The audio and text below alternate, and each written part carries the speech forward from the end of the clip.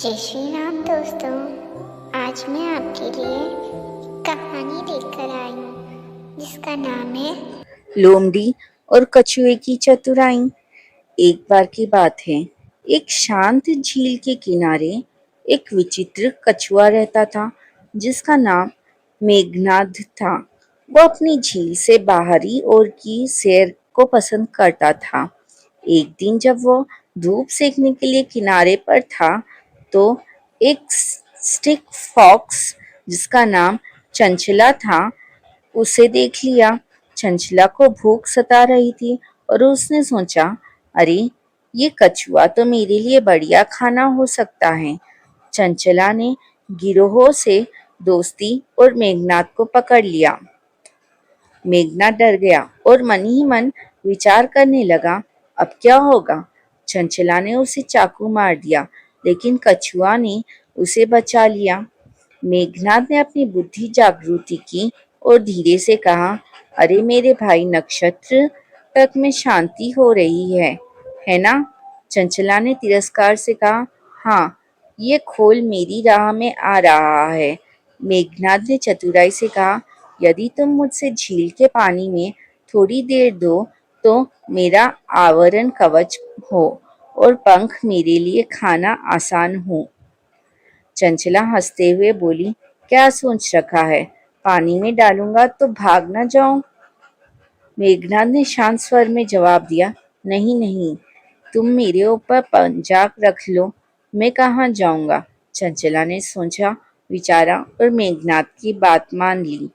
चंचला ने मेघनाद को झील के किनारे ले जाकर उसे पानी में डाल दिया, अपने उद्यम से दबाए रखा। थोड़ी देर बाद चंचला ने पूछा, अब तुम अपने कवच के बाहर निकले हो या नहीं, बड़ी जोर से भूख लग रही है।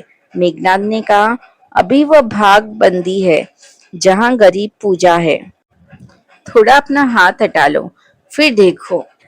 चंचला ने विश्वास करते हुए हाथ हटा लिया और यही पल था जब मेघनाद ने संकेत से पानी में गोता लगाया और तैरकर दूर चला गया।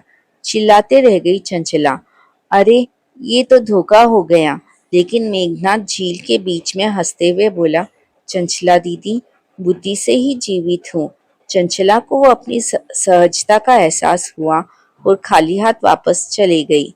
मेघनाद ने राहत की सांस ली और सोचा, अपनी चतुराई से ही मैं इस खतरे को टाल सका। कुछ दिन बाद मेघनाद फिर तट पर यात्रा कर रहा था। चंचला ने उसे दूर से देखा और सोचा, इस बार सावधान रहूंगी। वो धीरे धीरे आई और बोली, मेघनाद, तुमने मुझे चकमा दे दिया था लेकिन अब दोस्ती कर लेंगे।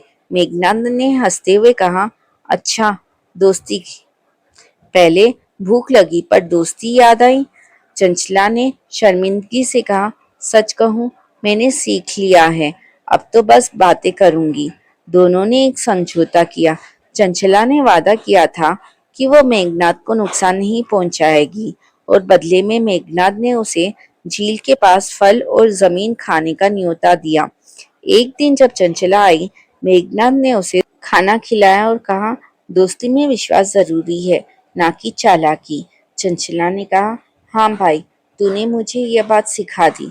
इस घटना के बाद जंगल में ये कहानी मशहूर हो गई। छोटे छोटों ने एक दूसरे से कहा, मेघनाद की चतुराई से लोमड़ी भी हारी। एक दिन जंगल के राजा हिरन ने मेघनाद को बुलाया और उसका सम्मान किया।